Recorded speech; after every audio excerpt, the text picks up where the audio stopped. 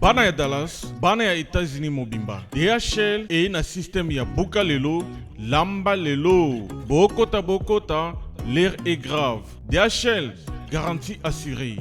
Na ba primoko, nanu ezalate.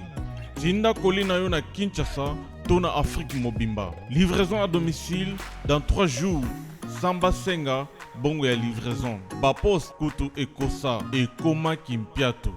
DHL, omeki okangami. DHL, salamu mbongo na yo à 200%. DHL, otindi mardi, otindi mercredi, otindi jeudi, otindi lisusu mokolo ekoya. DHL, turoyo, enyati bango nyonso tu. Pour tout contact, benga mwana mboka, Yale Financial Service, situé sur l'adresse 2821 Brown Trail, Bedford, Texas. Pour tout contact, appelez au numéro 972 890 87 81. Service d'accueil assuré. Solution et mon ami, toujours travaille sur la DHL. Donc, les alliés garantis, tous à lundi jusqu'à vendredi, vous avez votre colis, vous passez ici, tous à un carton, juste l'idée sur les cartons que nous avons. 3 jours, 4 jours, et comme la Kinshasa. Et qu'on compte jusqu'à 10 pounds. Au ton d'ici, prix est garanti 3 à 5 jours, et comme sans problème. We're super excited to bring it to the Congolese community. We have 4 different sizes of boxes.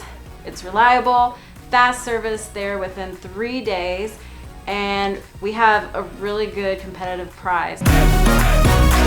Chez Yale Financial Services, solution et mon année.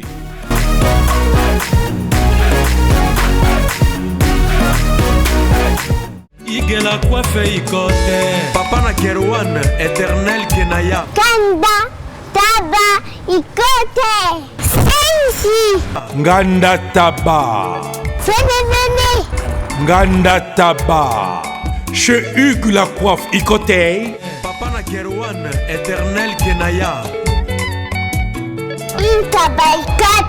Au 174 avenue Aristide Briand, 93 320, le pavillon sous bois. À la petite porte à gauche, association Hugues Ikoté.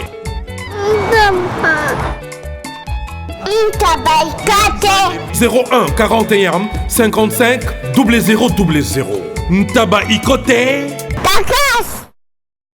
Descartes Construction et yeah!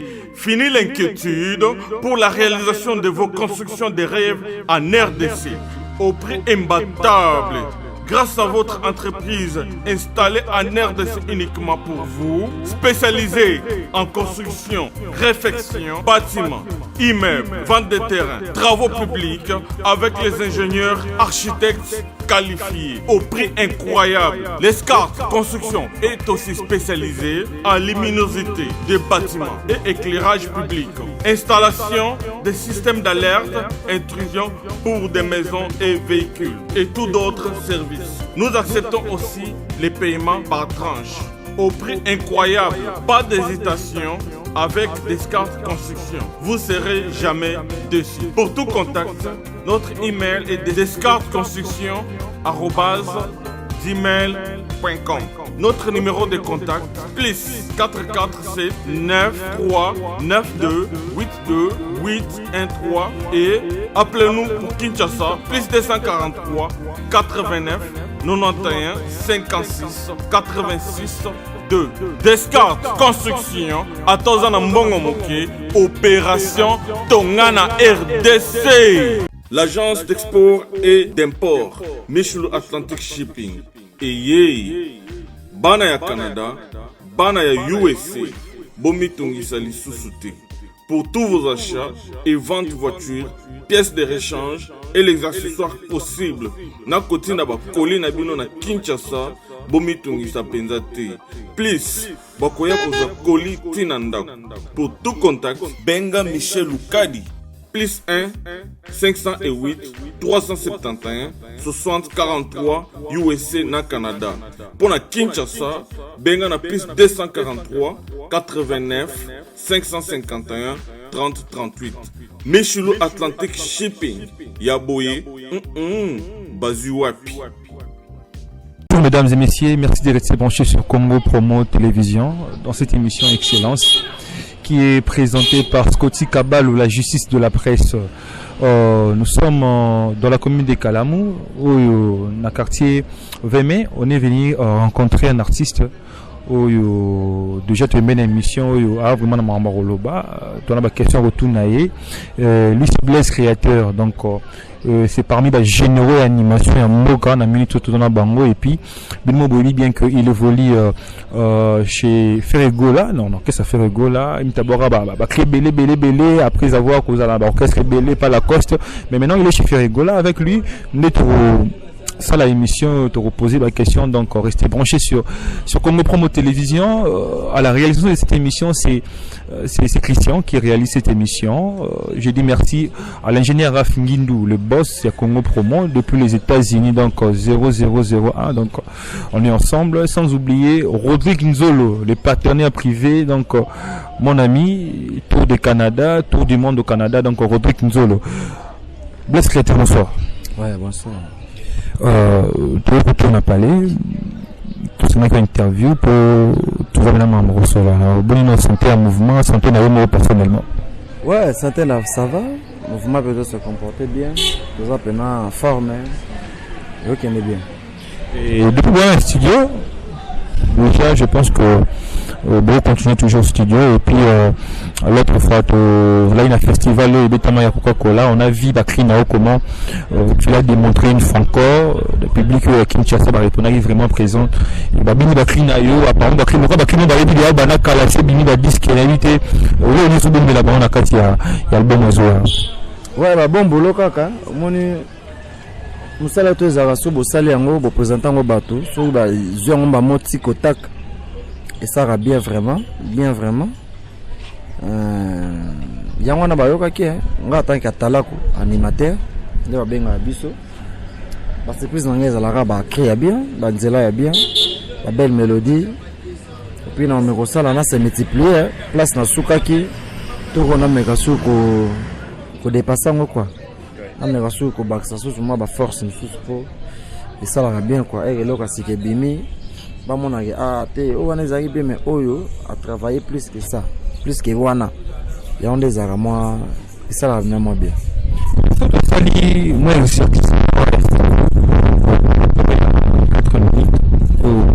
les équipes produit na yo tangoye na orchestre Ferregola na jamais que landaki Yakolanda, mais on a senti quand même ça fait la charge apparemment les autres mais c'est les tout bloqué parce que ça emboîte un peu. Bon, moni elo to boza les bloqué ezara le kamba ba énergie na ba espace hein. Moni nga na préfère mingi espace. Nazara fort ba pesi na charge mo boyo bien ba pesi kelinga espace mo boyo ke c'est démarqué.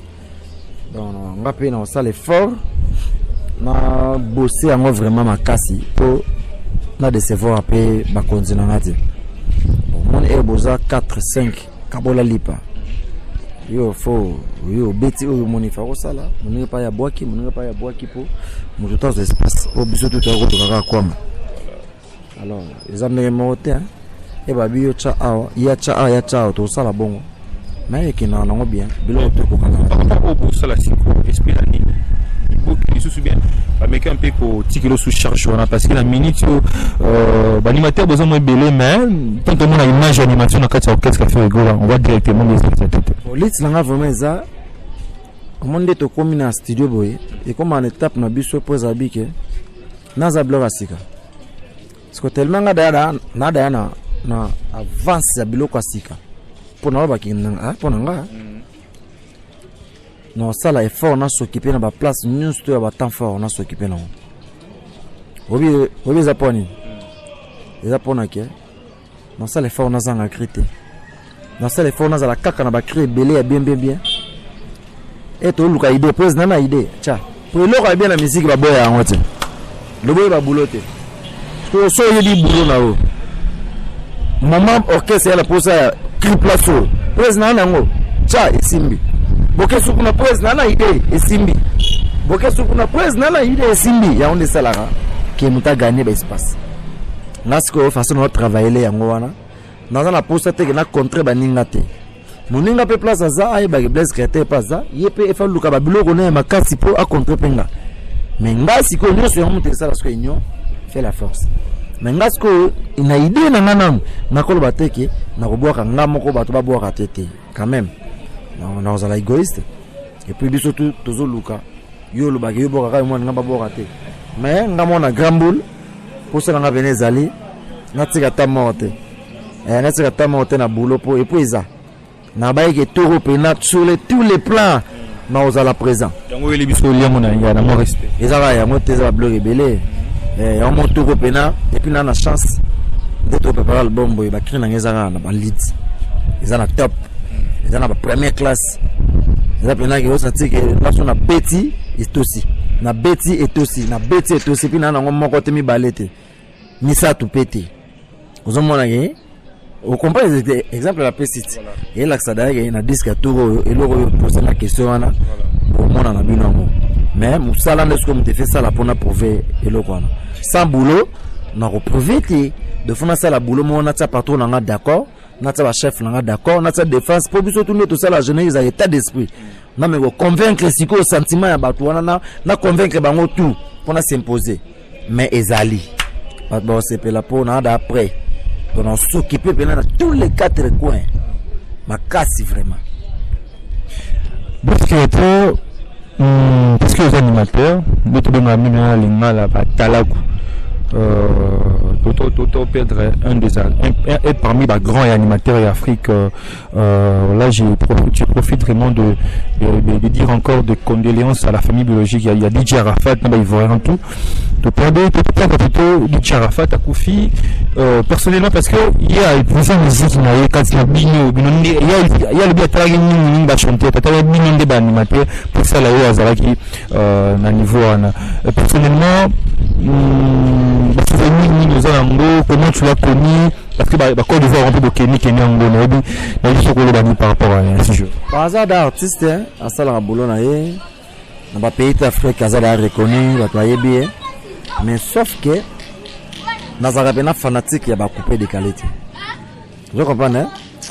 Ngapena na fan nango vraiment ti na yebi na ka basona na tala ngo malgré nazaka vraiment fan ya musique ko bango basala raté mais na yebi ki Arafat to kenabe ba Côte d'Ivoire trop na mona payé na le cas où même il bossa parler na ye moni sangwaliwa ya sango moko c'est peut ça tout le monde te ya sango moya mawapo e bang sa kutunga po un jour pe ezala penga zoko pesa nzela na biso tout un jour kutu te mais ezala penga na tour nanga vous comprenez po eza eloko moya roi lipate lelo lale ya yolo be lale ya yekuna po eza nzela na biso nyonso to okende ya pena sango moya mawate ngap maso na yoki yango na ko ma stresser makasi po na mona pena un jour tala un jour donc tozati voilà donc er mon boy mais côté la DJ Arafat pour te téléphone animation va au bout de ça et commencer à niveau international wana et puis faut au tali condition ou comment na aucune animation na copier bino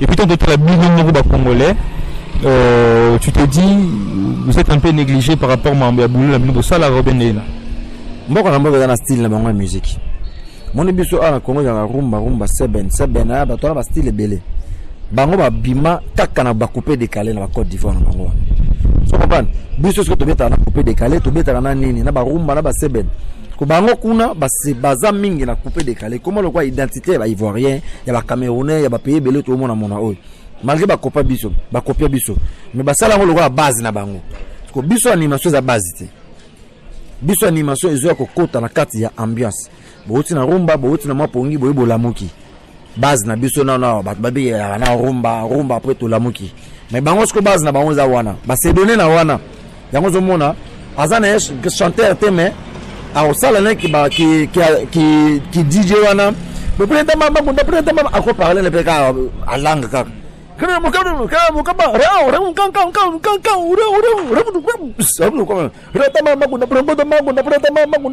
donc ezaki bongo mais biso za message anga na vandina mama oyemba maman quoi malade na mimi no il faut pas comprendre le message allez tonga na liboko ou tu non message va doit comprendre après va tout et côté donc tout ça bango malgré ça na yek DJ Arafat mais azala ni animateur mais tout ça pena ndenge moko te mais ngana wasala boulot na wana mie mais ya ko sala ngati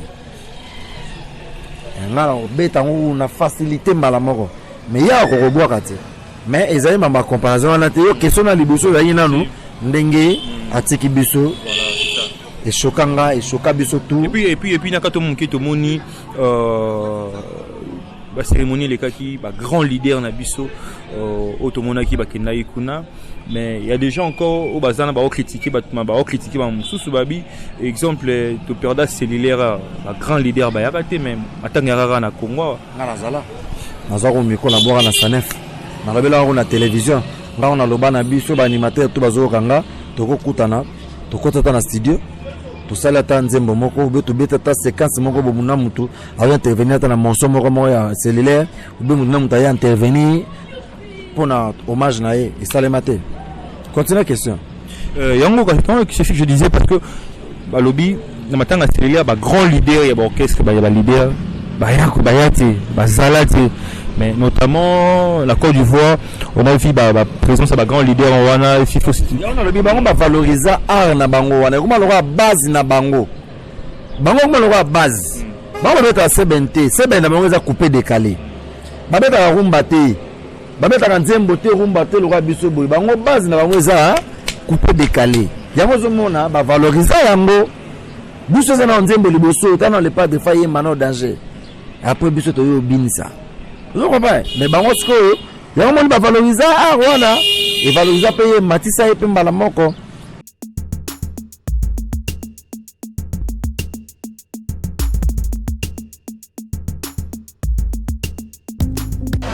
Viens le bible oza mona nchangu mona njili oyebi yango bien que JB service eza agence ya mona njili mona changu mais ozo sazade otinaka ba koli na ba chance moko boye banoti na koli mona 2004 il est là 2019 koli yango yate oyebi ke il ça la passe agence eza moko on a chama na njili na Saint-Thérèse JB service ngamo na confirmer ngo po tini diko li 10 ans c'est commis et puis les gens les commenter mbala moko papa ni za kule deseo donc c'est aussi magasin JB service et ça kaka on est ça mais ça ce soir uzanga kuibe jadi woye mbimba JB service soko kena Brazzaville et ça la carte ya Brazza bona batu bakamata biloko na bango na Brazzaville précisément et ça à côté ya aéroport ya Maya derrière mo kuza wana ya football modité maman dit ayenzi la moko na biloko maman dit oui na yenzi la mona biloko to koma elobi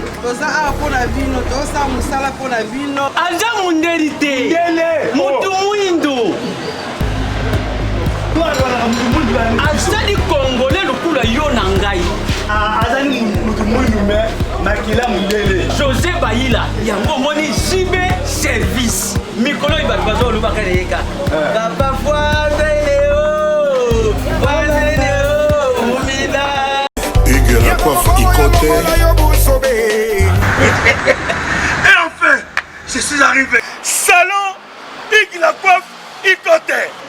Non seulement c'est un salon de coiffure, mais aussi une machine de transformation des hommes et femmes. Regardez-moi comment je suis. Vilain. Mais attendez, 2 minutes. Bogart. Vous allez voir.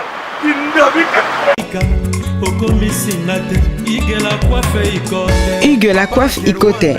Votre salon de coiffure mixte afro-européen situé sur la Nationale 3 au 174 avenue Aristide Briand, les pavillons sous bois.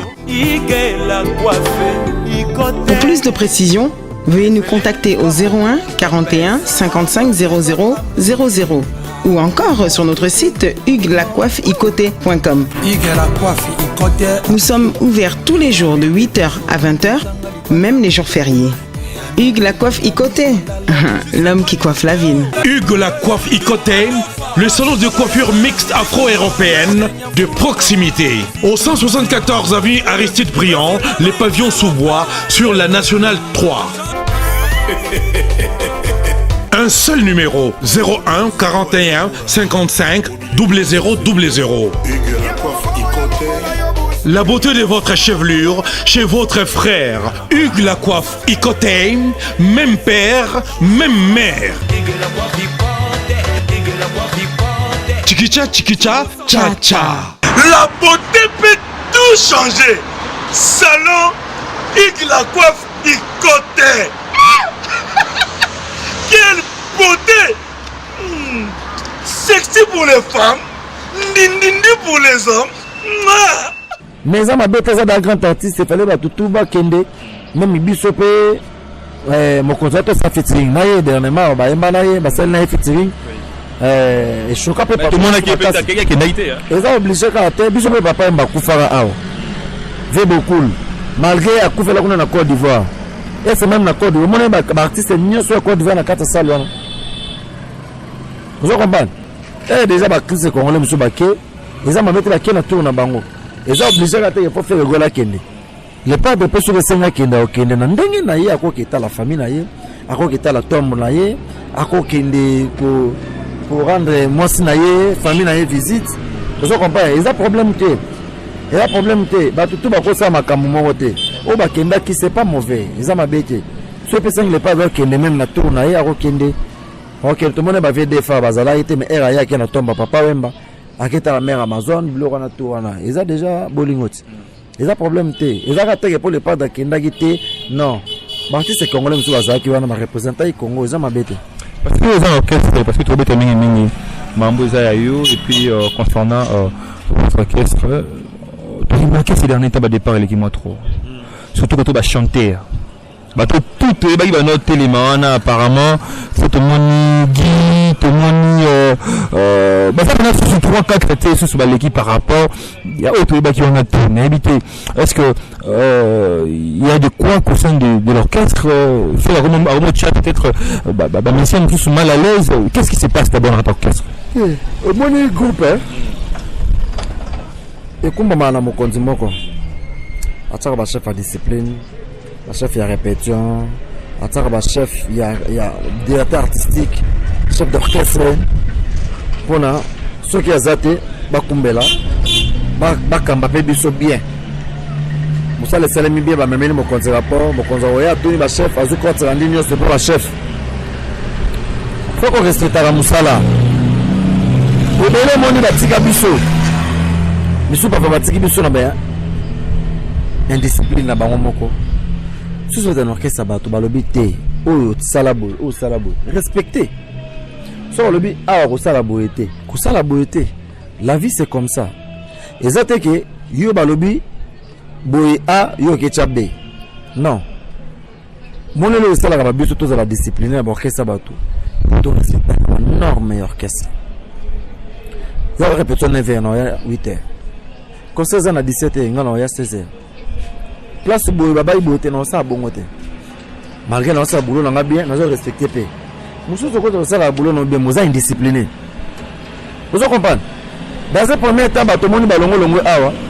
Nous sommes pas balongo seigneur capé balongo. Ba départ banda le loté. D'abord tu es mal à l'aise. Non, on est mal à l'aise comment? Mutu moni ba ebelo moni balongo na ebelo balongo libango. Et bien, révoquer, bien, on va révoquer. Il va révoquer, tu es bani les lotés. Les balongo libango ya kolongo la. Musu pena ima monique ah na tambola ki mabe, ngamo na bisé, ngamo et comme vous gênez même hier moi zo mon en tout cas, mambo na sali, ubende na se comporter. Non mériter surtout vous allez permettre dans les padres, mais rien que les padres le banote lo. Ya tu sais pas ça les padres mabe makasi ba leader musu ba ko beti sayo, ba ko simbiso pe ko diminuer pe yo. Mais les padres limbisa va te belé. Obi ki ba shikito ba longa ba keso ba finga les padres ya osaranate mais ba zonga les padres zonga sabango. Ba bersi ba longwa ka aya eza les passer. Si. Hein na ndenga mabete ba bersi ba longwa ba kenda ba loba fallait ba loba ba boka fallait ba boka. Mais dans un premier temps ya monaki ga zonga la parler na ye ba zonga. ebele tout le monde miso bakenda ba de Gaulle balongwaki bakendaki ba place fallait bakende mais ba équipe bazongaki ba Mao ba Rizé bazongisa ibango kaka vous comprenez mais donc tout ça batongo so balongwa wana il faut que nous balongolelaki nini bazongoleli paye nini siko dans ce place on a sokeza mabe yo longwe au lobby mais ozonga so pourquoi soko zongi c'est que place on a na mabe te mais yo moko parfois se comprendre quitter vous comprenez mais batu mususu esengeka balongwa yo mopela moniki ndena se comporter esenga na montrer na so na venir mulaite yo moko ozomi gêner déjà donc yo moko o milongoli misu milongoli li bango moko mais na repéter pour kamoko et puis en fait c'est raison o belé quand moko ya échappé abi fere apesi nzembo asali nzembo na fere yo moko par rapport au comme jaloux naé aboyi promotion clip na isalam encore solo moko qu'est-ce que j'avais déjà dans combien de titres 33 titres parmi les 33 titres voilà tout ça les combien de clips oba nzembo boni wa yemo le pas deux ans ba clip 33 titres combien de clips on va réaliser on va tirer la télé vous avez il faut pas cause à la presse so ba pesa ki nzembo te ba pesa nzembo te e ba pesa nzembo ba pesa da makambo yo nzembo posa la succès faut clip là ibiso mais apparemment nzembo on peut ba cheche parmi possibilité mais il y a Marc Aous, bon, Marc Aous, lui, le prince de Samunda, donc, lui, au moins, ça va parce que c'est quand même, réseau échappé. Moi, il y a la déclaration, Bazaba Massa Tozana, Bango, Aza frère Nanga, Aébinde Tozana, est très bien, Nakolo Mabé pour Nabangote. Au moins, réseau échappé, on l'échappé, à Tigala, vous savez, l'émission PT Awa. Après, c'est une réseau, on est là. Et je sais pas ce qu'elle appelle ça réseau à la télé. Vous savez ça l'émission échappée sur Mambo. Non, on a la journaliste d'investigation tout ça là on a battu on pourquoi ça le Mambo la télé. À ça la émission moto bon on a échappé à l'année sur na Congo ta kenda na ba vie na ye à ça la mamuna ye sengi na carrière na ye. À ça la sa déclaration mo te ces questions yo posenga. Ya au moins na répondre des questions na exact. La deuxième partie à réclamation bango ba taxer entourage donc bureau na bino ba bureau a fait ego là donc il y a un nombre de choses à la base à départ rebelle d'autres missions ni na kiza bureau fona yeba mission oti bon je ne sais pas que citer ba combo et là c'est encore côté secret professionnel si il y en a le bateau et là il y a une preuve parce que bon on a eu une question c'est à toi de voir est-ce que en réalité nous pouvons vivre est-ce que bureau dans quoi ou bien il va on va rencontrer c'est ce qui m'a autour de poser question dans moi c'est que la biso te photo longue c'est bon c'est il y a c'est que la biso te photo longue ba mise tout bazan orchestre faut ba longue ba maraz faut ba longue ba maboum faut ba longue ba Nicolas faut ba longue ba Ritinzele faut ba longue pour bureau za bien te faut ba ngoto ba longue ndeni orchestre mbeza la stable toi c'est normal pour rendre faire ego la paix tâche très difficile ba album surtout ba musicien mais quand je parle de musicien instrumentiste plutôt ba rendre faire jeu qui te côté parce que il y a eu de fiasco par rapport à banzé mais kokani na album les cas donc ba là déjà me bien kati so to mamba banzemba kokana voilà autre ngala mona wa injuste pourquoi tala album e bimi ko moi avec avec guitare ma kamba obi tena éviter siko tala ba album e bimi mikolo eloko yo lobi ngana oyo kango kana ba album presque tout na kota ngelo komba ba vie mo boy na suka na biso yoka album ma vie oyo yoka pa obi 10 albums na ye okoyimba ta 100 chansons na rythmique moko ouais na ngo raison te et on peut faire un mot ça moi on a tellement aimé la facilité dans tema et le on est si marana et pas connaître la facilité c'est l'album so bimiko le so ki banzem mususu ya lokwa banzembo eleka maloba te mais tellement o kaka sono ne eleka o kotonde biloko wana na album ezanga kanango ti ayi faire une plagiat nzembo lokwa chila mwina yebisanga nzembo lokwa Mississippi nzembo lokwa na koya ko CD nzembo lokwa ba banzembo tu wana o eza ko kana ko même pas nzembo lokwa Claude Yonga nzembo lokwa ma meilleure chemise est-ce ça tande mo bato mosusu balobaka atika baloba so toni epe nzembo ni ya danger obeta na vie na oyo ya rumba danger oyebi se nzembo ngo mpenza te me kolobaka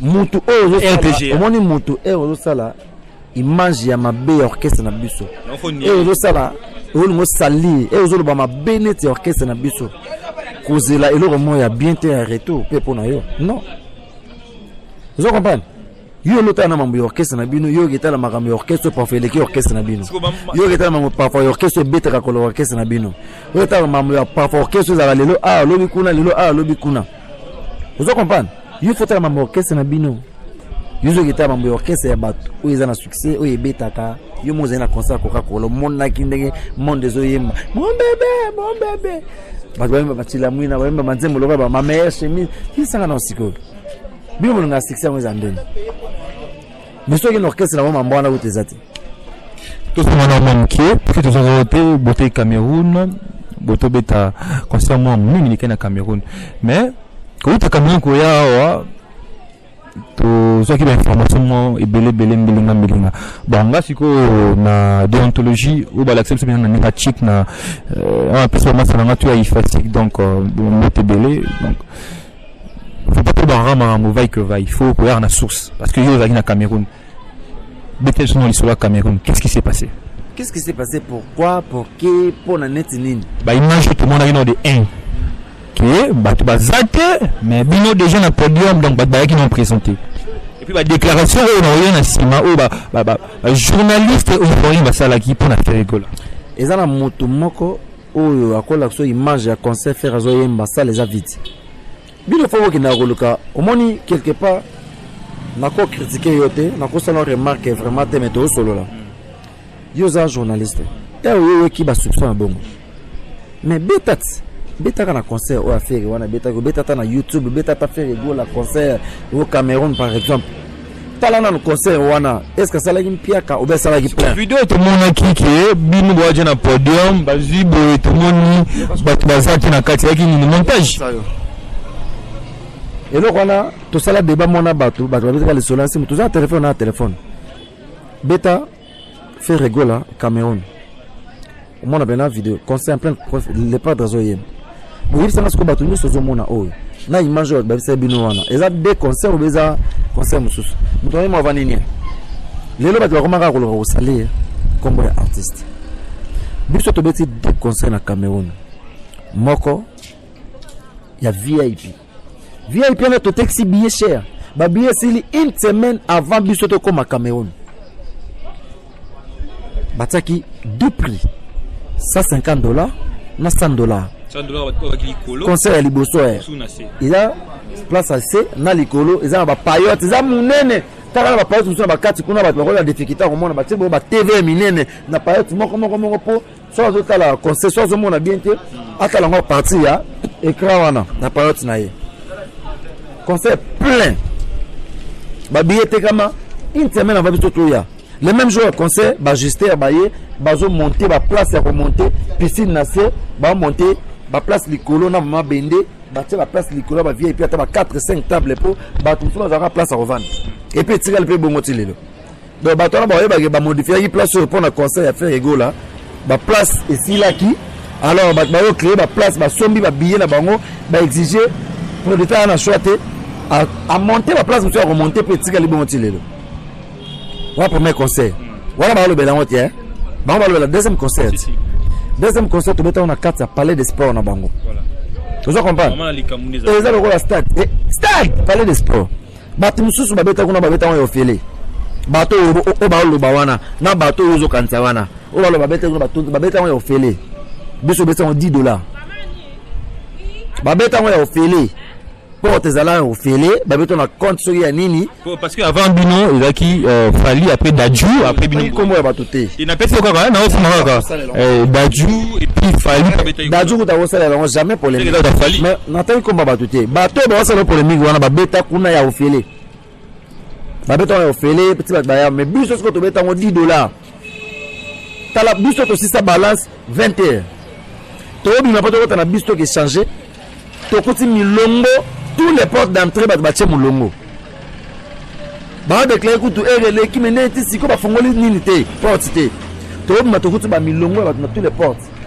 to zongi bo to kuta bato na kata salle bino ko kanti pa mutu abeta concert sponsor les gars bien il fait ça la kaka plein craquer plein de ça le colosate ya nous sommes à concert plein craquer bet fondule otini na postate mais biso to keta ndule na biso ateza la plein craquer te bato ba kota 7 likolo bato mona na se wana bazana se matati likolo tout droit pour deux mon panzo zo mona bato kiti sa bato tout temps nous komi kuna tellement bato na se ba incomplet il a fallu ba kiti sa bato likolo ba kiti na se même pas ozo mona do Congolais be mara Congolais ngako na ke musika te na mona dimanche mona va na ndako na moni mamili la scène na biso na karibu ache concert ya VIP après ache stade so mon moto va na bi oh mais concert bolo ba gero bato bazalaki na 4 po ya ba photo mo ba publiaki bato mo ba tsaki image mo bo ya faux stade vide on devait avoir une image ya balance mon image ya balance et tout ça la balance pour tout ça balance to meka c'est ben to beta ba to yemba ba meka ba ke ba ni tout ça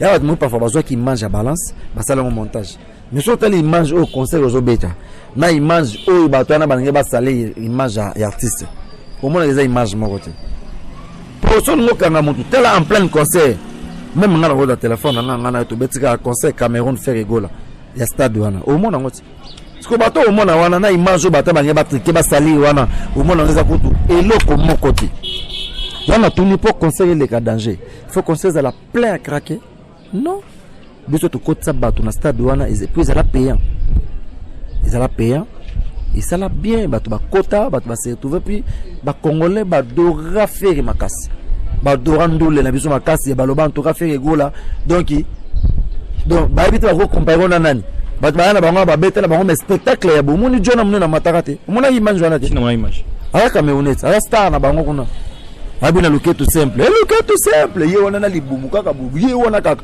mona yango te tala vidéo wana en plein concert wana bato bazoganga non eza na kaka ke bato ba koma mona kaka ke ya bato musu bazana kaka pour déstabiliser image ya monde parce que il y a journaliste parce que benaki journaliste il faut rien image peut les na émission ya auto tala na Kinshasa à lobby les difficultés à faire les goals là il y a les bossos ezali parce que azana ba fan te na Côte d'Ivoire na Cameroun et puis tonani na Cameroun boy kozanga ba fan te na Cameroun mutana fan te na ba est-ce que nana ngaza ba fan na Cameroun bango to ba musique congolaise comme fali pas luambo pas na ba fan te na Cameroun pour benzo ka luambo kuna kolobate ba venu so ba tabule kuna kolobate ba musique nyonso kuna inonsa kuta zo beta na Cameroun nana no so ke nota zana ba fan te ina zana ba fan rien ba ka musique congolaise nyonso vous comprenez soit zana ba fan te c'est fait tout ça non pia kana concert ya cher nanu ba ba ye ba billet sili $100 $150 VIP et ça va plein bongo mutazana ba fan te et puis ba chanson demandée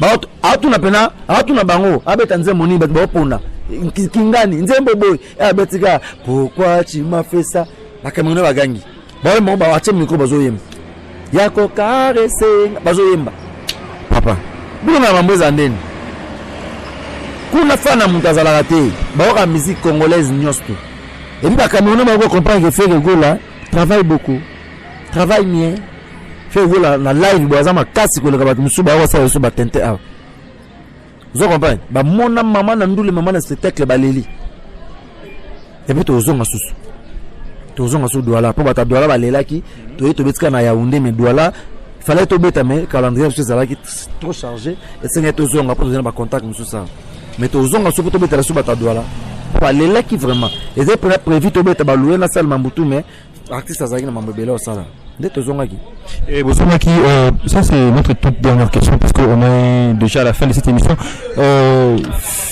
Blaise Créateur s'est dit il s'est retrouvé chez Reflet Boula. Bon, tu as matérialité. L'acteur Mamoussala, il est à l'aise. La condition tous les a réunis. Ou bien vision Zamoussous. Non. Par contre, c'est normal. Hein. Dengue mututo alinga vie na ezala. Dengue nazo mene. Blaise ya lobi azala boete. Leo na koma weza déjà ça fait egola. Moi opportunité to na ngolelo. Na ma avantage surtout to na ngolelo. O to zangi na ngote to komi na ngo. La grâce à l'EPAD. Toko wanga na ngote, toko niye ya ngote. komisa moto tango aza na makasi tango aza forme tango oze pa na ye pe donc nga na viera na nga eloko su te pembe na vie wana ndenge na bayeke nyonso na facilité car nazala nango nasoma nakoma so nalingi na changer oyo na changer oyo palais nazalanga bien na bana na nga femme na nga na palais tout se comporter très bien nga moko vi na ngai normal mamutu normal naza koanvie na nga eloko moko te donc nayebi te soki nakoanvie ndezini. N'habite ici, il y a un message de la fin et puis rappeler des alarmes numéro tout barolinga pour la mettre forte. Isaac et Congolais, il faut pas kulinga kobebisa image ya mutu. Yala batu musu ba yaka fait gola kende kuna na Cameroun récite et c'est bon motema passe allez bon diminuer. Bon on desabi et le sala nga passe image ya ba photo langa na mona wana o basala o bakanga. Que le kelanga fala ya taba zwata bato bazala na kata salle balakisa bato kitala nombre de personnes faire à côté na concert bango bakezo ole c'est que ça force ça complexe ole bazo image za ya concert bato ba mona pena ke asala kimpia ko basala kimpia kate bino bazo image triquée il y a avant concert ou il y a après concert mais ko ego samilaka pas faire pour ani ba mise baza ebele il trouve conflictuel ou donc ça na woka ke c'était le long de comment mutuna mutakoma na bato na yemo boya ebi ndeni kende kuna tout le monde rigolo faire na JB tout le monde bon anniversaire mais la bango je n'ai normal parfois ba se comprendre bien papa chéri ebi ke faire rigola azali faire rigola ebi ke héritier watana bazali héritier watana ba ebi ke vient na papa chéri azali ils ont respect wana yango mutu sala ke mutu na mutu zo ya ocha mutu na place na ye bazo c'est compliqué na bango te bazo se comprendre facilement vous comprenez baza na bango bien oh monique bazana bango na bango te parfois ba se comprendre bango te hein ozo parfois zo simba na ngote parfois et senga na bongo la vie c'est comme ça vie eza bongo ndaso na kamwa ngako na bi pena fallait pena bazo pena image ya concert oh Joana Zubini ya munene bazo image le pas bazo yemba na Joana mataka kanga le pas de nzoto sentiment leki bazo na image wana ba ba kezo parfois image après concert ou bien avant concert ba chango s'il vous plaît na mona bazo ba yuma yangwana faut que image ya concert bazuna nombre de bato ba côté na kata stade wana ba la kisa yango bato ketala ndenge le padre asali ba so ba kezo image triquée au monte bo musco ba yuma bobi ba yuma do ilaxi ke fait go la concert zaki récite total allez bato musco ba kezo image mo boye ba déstabiliser pour moi je ba tchaki na oya biso za même image te na oya concert o bo mona ke ba télé pour biso tout ni triqué ndenge ka concert betamaki ya ba tuna ba tuke et ce concert ça va plein à craquer plus ça tchalo kolezate pour on dit ma bato biso de tandula na biso bato ba kota correctement normalement et puis payant bata ba tchamo ba betango yo fele avec ton porte ça pour lele vous avez une différence donc pour nous là bato balandi biso sans polémique et monsieur les gars bien avant journaliste va comprendre il fallait tout na pour avoir détail bisous tous à la place et puis merci vraiment et monsieur les gars très bien plus si numéro contact ezaka plus 243 89 53 79 013 plus 243 89 53 79 013 aux Blaise créateurs pour la masolo et tali kaka dédicace tous en plein studio tous préparer album ba bien premier soin ils ont ba surprise belé ils ont ba qualité tous des albums Black Box où ils a ya 13e moko au maison internationale les produits et puis on est d'accord en dehors na biso mais bimanda ya banzila monge kolandana na album oyo ba bien premier soin au biso to participer na kati ba couleur ya bien ba animation ya bien de bolingaka boza ba bleu lora ba mukusi za na kati bleu lora ba liango na mo respect za na kati bleu lora ba moto za na kati ba etali biso te ba nzamba kelo mobile mo komisa mosi etali biso te ya gola to saka na mibeko ya leta to yebi yango bien mibeko ya nzambe to yebi yango bien mais mokola jugement nzamba ko juger munam na tourna ye ko mekela be biso te ona na presque ba extrait ba doit comprendre weza bleu ya na kati ba yoka ngo ya ba bleu ka danger za la kati donc ba créer bien za la kati Blaise Keita pèse une parole d'honneur na ki bino na ki ba réclamation na ki ba critique na bino na ki ba besoin na bino en tant qu'animateur na bino en tant que bino ba fan na biso ko sala na biso ya mabe to ko corriger ya malamu to représenter bino mais tout ça déterminé boulot zo sala vraiment na ba condition où il sengeli salema tout ça pour c'était et to me sait qu'est-ce que ça veut dire tout ça ki biso mon terrain 2 ans on ndambo album c'est évolué normal alors nde tozo mis album na biso et to koboaka bo comprendre pourquoi tozali na silence eza kaka ya musala rien que musala elo musute donc bozala satisfait makasi bokozala décité na pesi bino parole d'honneur bobenga na numéro wana bambote langa plus mingi eza velanga Pamphile Babaka 5 alanga bengi mingi 5 yazami wana Amérique velanga Pamphile Babaka mbota trop na pesi mbote mingi na Dina Makaya na pesi mbote mingi sous encore une fois na Emmanuel Anganda papa na Kedala Anganda Emmanuel Anganda mbota trop mbote mingi sous na Claudia Chibango mbota trop place oza mbote mingi na velanga de Gaulle mata na Londres mbote mingi na Papi 6 mbote mingi na Odino Mampoué na Belgique Adolphe Tonilewa mbote mingi na Léonard de Miss Ekolon pour moi mokonza plateau de 15 ans velanga Léonard de Miss mbota trop place oza mbote na Hervé Makaluji 112 mbote na Alain Bolela aux États-Unis Patrick Chiswaka aux États-Unis Roseti Kimbembe na Canada velanga André Mamba na États-Unis boza ibele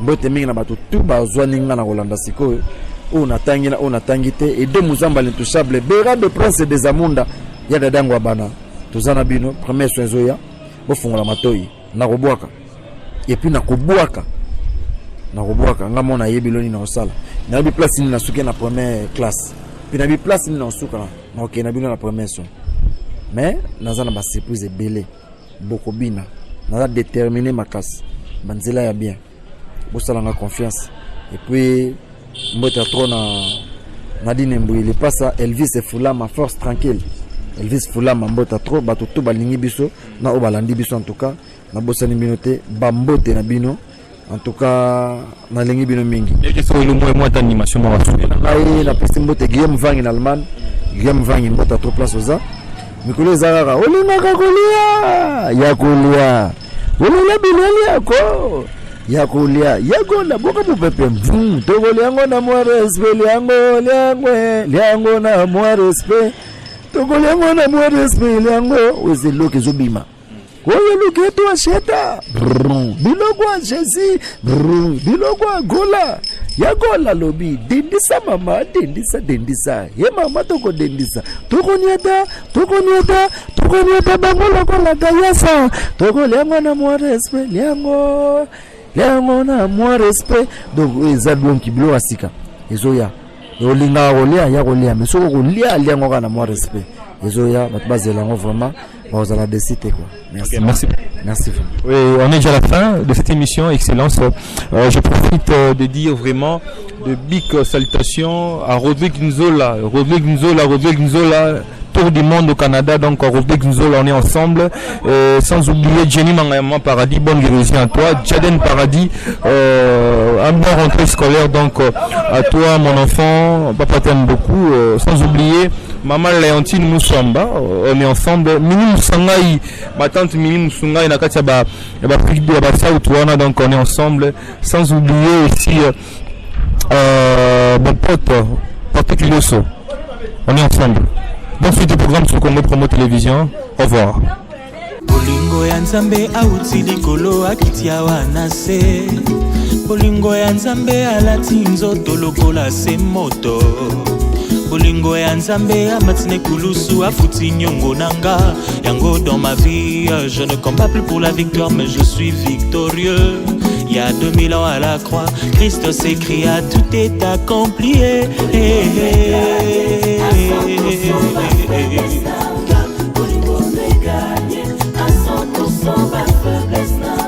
Lelo bokomona entre bomo ipeku fanania ko gagner nazokunda te pona longa kasi elongeza kati nanga bolingo Nzambe oya lola yango nde makasi nanga nazokunda te pona longa kasi elongeza kati nanga bolingo Nzambe oya lola yango nde makasi nanga longola Yesu omonanga ndenge nakobeba longola Yesu isolo nanga na mokili eza pamba longola Yesu omonanga ndenge nakobeba longola Yesu isolo nanga na mokili eza pamba kaka na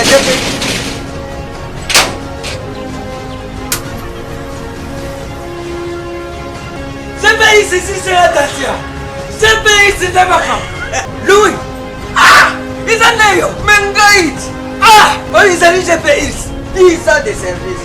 10 ans de service. Numéro 1, na makambo kotinda biloko uta Londres pe Kisasa. Tango na yuka kiri sorule GPS. Mbala moko. Na Kisasa adresse na biso ezali moko na Lopoli 73. Ah, pas de place tozali. Facile na Londres kuna. Ezali kaka na esika stade ya Tottenham ezalaka ndinga ndinga. GPX numéro 1 ya French Congolais na Londres.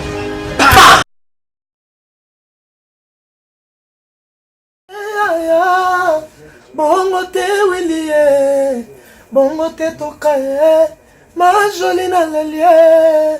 Ah Willie etoka, na sengi pardon, kosala bongo te.